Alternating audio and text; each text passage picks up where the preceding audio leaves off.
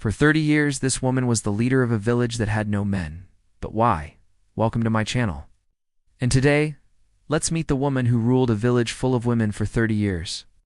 Before we start, make sure to hit the subscribe button for more videos like this one. The year is 1972 when two young lovers from Wangjia village, China, decided to elope and get married. They got hitched and then left for work in the city. A few months later, they returned to their village with a baby girl and settled down. Everything seemed fine at first, but over time, the villagers started to notice some concerning changes in their friend's behavior. First off, he didn't seem too excited about having a daughter and told his wife that he didn't want another baby, so she decided to get sterilized after giving birth to their second daughter. At first, everyone thought it was a good idea because there were already quite a few people living in the village, and they assumed that the couple would finally stop having babies now. However, they soon realized that things weren't as simple as they seemed. It turned out that the man wanted to have a son, not a daughter. And after his wife got sterilized, he found another woman to have a baby with. This caused tension within the village and eventually led to the man leaving and never returning. This left the woman alone to raise their two daughters. Over the next few decades, Huangjiachang's population grew significantly. By the end of the 20th century, the village had over 1,000 residents, most of whom were women. What happened in this village was truly bizarre, because it became one of the only villages in China where there were very few men. You might be wondering how these women managed to reproduce without any men. Well, here's the thing. Initially, the sex ratio in the village was pretty balanced, but over time, the number of women started to far exceed the number of men. You may be wondering what's behind this unusual trend of the village being populated mostly by women. So here's the deal. See, the whole village was basically run by one family, the Wangs. They held a ton of power and had a crazy idea of controlling the genetics of the entire village. Let me explain. Back in the olden times, the village didn't have no clinics or anything like that. So if anyone got sick or needed medical help, they had to go to the Wang family's compound to seek assistance. Now the Wangs took advantage of this and started secretly sterilizing the women after they gave birth. Their reasoning was that, since they were helping control the population, it was for the greater good. However, they had a weird condition. Only daughters were allowed to be sterilized, while the sons had to remain fertile to carry on the family bloodline.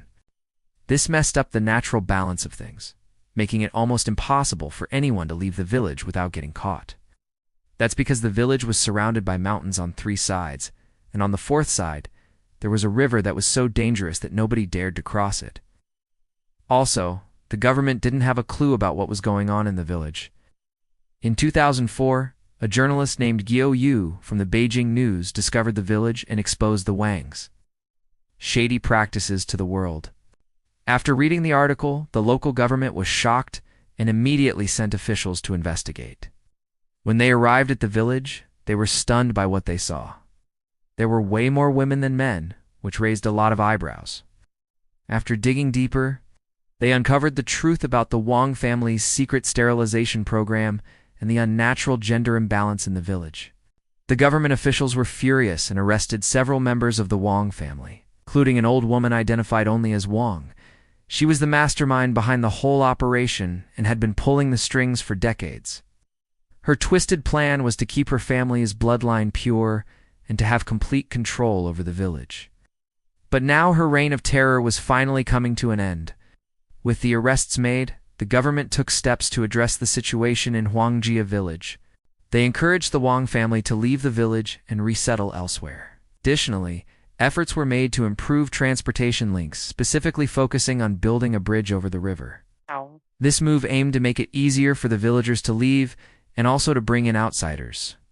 By opening up the village, the government hoped to gradually restore the natural gender balance and break the cycle of forced marriages that had been occurring. Furthermore, authorities took measures to educate the villagers about reproductive health and family planning. Previously, the villagers had limited knowledge about contraception and were unaware of the long-term consequences of the sterilization program. The influx of new ideas and information helped the villagers make informed decisions about family planning, allowing them to exercise control over their reproductive choices. As news of Huangjiachang spread, people from all over China started to take notice. Some viewed the village as a mysterious phenomenon, while others criticized the government for not intervening sooner. Experts from various fields, including sociology and genetics, were brought in to study the situation and offer solutions. They worked closely with local officials to develop strategies that would help the village recover and find a new balance. The study of Huangjia village became a significant research subject, shedding light on the complexities of human behavior and the unintended consequences of population control measures. Researchers analyzed the social dynamics, cultural norms, and individual motivations that had contributed to the village's unique characteristics. They investigated how the limited gene pool and lack of genetic diversity had affected the health and well-being of the villagers. Moreover, the case of Huangjia village sparked widespread public debate. People questioned the ethics of the Wang family's actions and the government's response. The incident raised ethical concerns about informed consent, reproductive rights, and the boundaries of medical practice. The controversy surrounding Huangjia highlighted the importance of transparency and accountability in government policies. Today, the village has transformed into a tourist attraction, drawing visitors from across the country. To experience life in a village exclusively inhabited by women, many are curious to witness this unique phenomenon firsthand. Some come to observe daily life and interactions among the women, while others seek to understand the historical and social factors that led to this situation. Despite the attention, the villagers continue to live their lives as they always have. They have developed their own traditions and customs that reflect their unique circumstances. Visitors can explore the village, interact with the locals, and gain insights into their culture. While some criticize the exploitation of the village for tourism purposes, others argue that it provides economic opportunities and raises awareness about their way of life. Huangjia village stands as a reminder of the complexities of human behavior and the far-reaching consequences of population control measures. The story of this village serves as a cautionary tale of what can happen when unchecked. So what do you think of this village full of women?